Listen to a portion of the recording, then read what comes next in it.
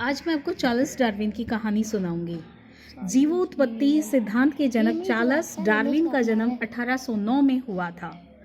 विशेष बात यह है कि इस महान वर्ष में लगभग आधा दर्जन विश्व स्तर के महापुरुषों ने जन्म लिया था। साथ ही अद्भुत बात यह है कि 12 फरवरी 1809 को इंग्लैंड में महान वैज्ञानिक चार्ल्स डार्विन का जन्म हुआ, जो कि न सिर्फ श्रेष्ठ वैज्ञानिक सिद्ध हुए बल्कि एक सहृदय मानव भी थे। वे सभी मनुष्यों के साथ प्रेम भाव की वकालत करते थे और अश्वेतों की दास प्रथा के भी सख्त विरोधी थे।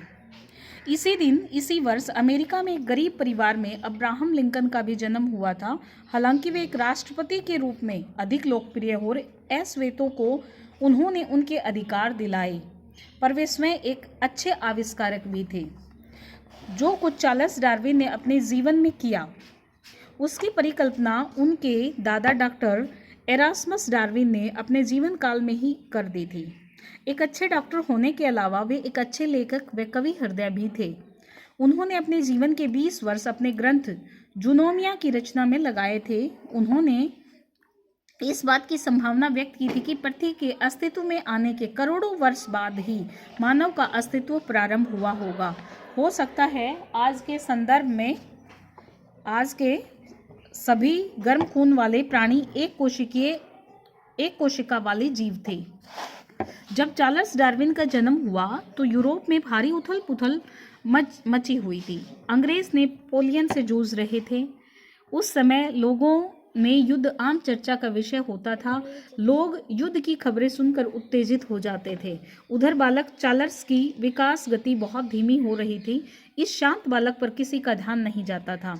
बालक चार्ल्स जब 8 वर्ष के थे तभी उनकी माता सुजना का देहांत हो गया। इससे उनका एकाकीपन और ज़्यादा बढ़ गया।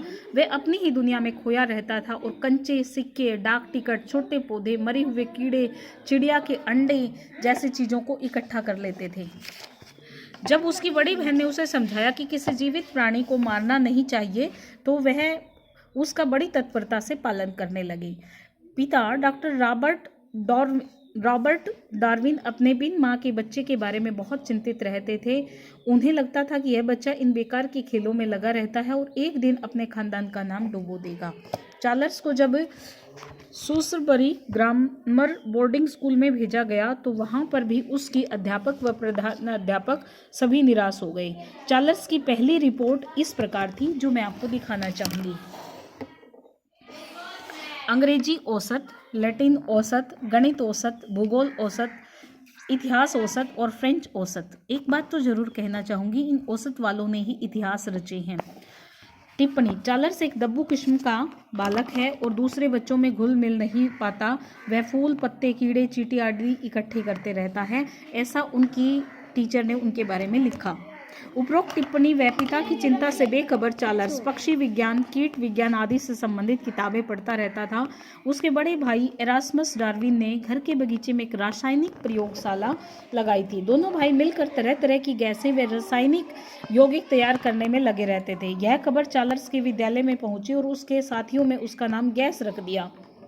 चार्ल्स के एक मामा ने उसे निशाना लगाना सिखा दिया। पहली बार निशाना लगाकर चार्ल्स बहुत ज़्यादा उत्तेजित हो गया था। धीरे धीरे उसे अभ्यास हो गया कि वह चिड़ियों का शिकार करने लगा। चार्ल्स के पिता उसे अपनी तरह डॉक्टर बनाना चाहते थे। बुरी आदतें छुड़ाने के लिए वह अपने